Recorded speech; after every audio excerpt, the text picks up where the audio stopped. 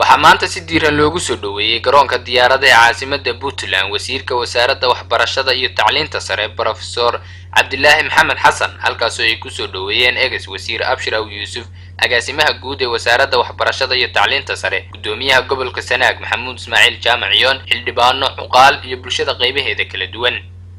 waxaana ugu horeynba halka ka hadlay agaasimaha guud ee wasaaradda waxbarashada الحمد لله رب العالمين والصلاة والسلام على أشرف المرسلين سيدنا محمد وعلى آله وصحبه أجمعين وزيرك وزارة وحبرشدة وزيرك كحجينك وزيرك وري وزارة وحبرشدة مسؤولين تكل هالك إن سقطت من حلبان نذا شرفت عليه هالك فريدة برلمان كبودلان وزير كحجينك وزارة أرمها جودها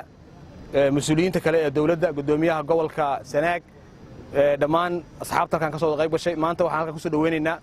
وزيرك عصباء وزارة وحبرشدة waxaa nasiib wanaaga in maanta ay isna taagayeen wasiirka hore wasaaradda iyo wasiirka cusbaa ee wasaaradda oo runtii kulligiis ahaa iyo shaqaalihii wasaaradda odayaashii mas'uuliyiinta dalkan ay isugu yimaadeen anagoo ku soo dhaweynayna wasiirkayga marka koowaad ee dalkiisa hooyo marka labaad wasaaradda waxbarashada waxaan isleeyahay nasiib bay noo tahay inaanu mar labaad helo wasiir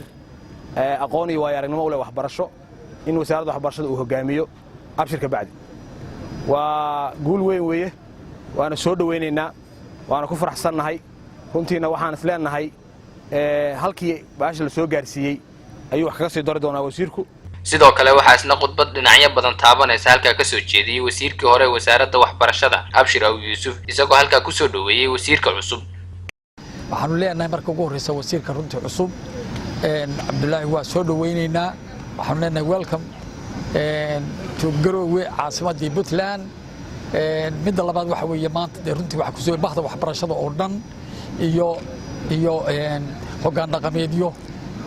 dad kala duwan oo runtii marti sharaf leh marti sharaf ah dhammaan dadka soo dhaweeyay iyagana waa aad iyo aad baan u salaamaya runtii waxa sida uu u dhigay maartay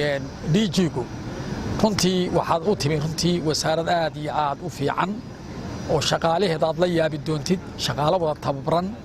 oo runtii hawsha loo dhiibo aqoon iyo tababar iyo waayo aragnimo runtii leh waana runtii wasaaradda sababta lagu ammaanaya runtii waxa weeye shaqaalaha qiimaha iyo qaayaha leh oo fiican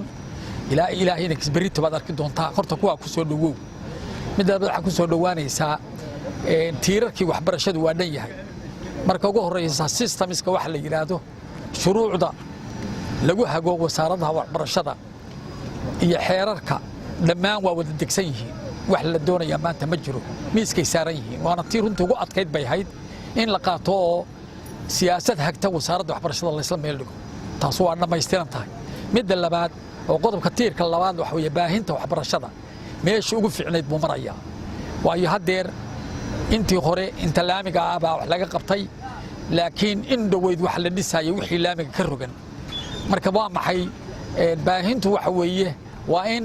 ardadu heshaa goob waxbarasho u dhow qof kastaba marka meeshii marka iska xijin kartaba iskuulo laga dhisay waad arki doontaa runtii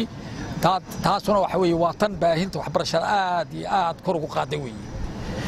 qaybta saddexaad waxa weeye tayada waxbarashada markii wax la baahiyo weentay wax la tayeeyaa tayadeedu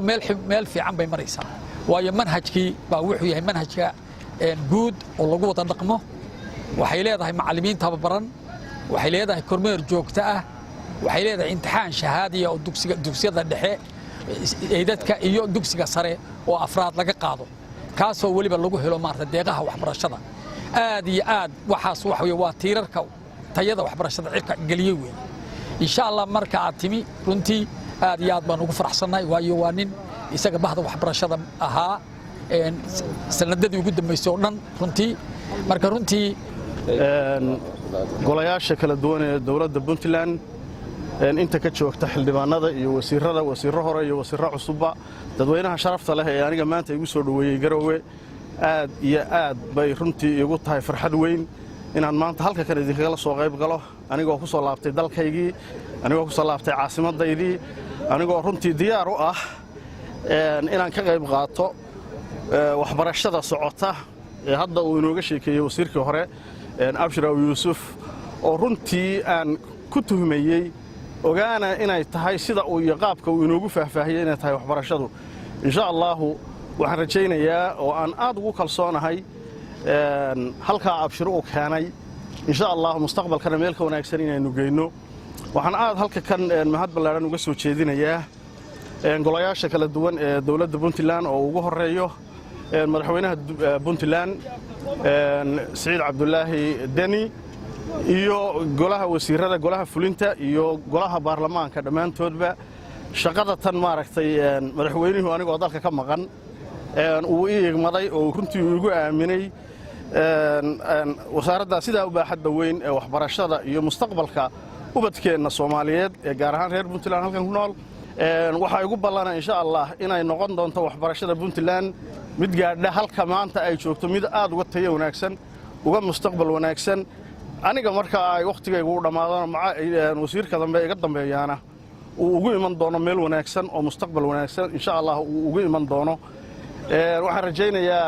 meelihii abshir sheegayay ee laamiga ka baxsanaa ee dhulka gaari waaga aad u bixiseen idinku insha Allah oo la dhabal laga dhigayo gaari waagiisa xataa laga dhigay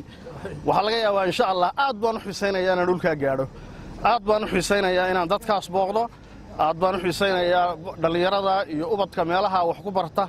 ee abshiru sheegay waxbarashada loo soo dhaweeyay inta hadda u jirto in uga sii dhow insha Allah inay uga jirsadaan gabagabadiina wasiirka cusub ee wasaaradda waxbarashada Professor Cabdillaahi Maxamed Xasan ayaa loo soo galbiyay hoygii uu ka degi lahaa magaalada Garowe Rafiic Abshir Saalax Burkuud Som News TV Garowe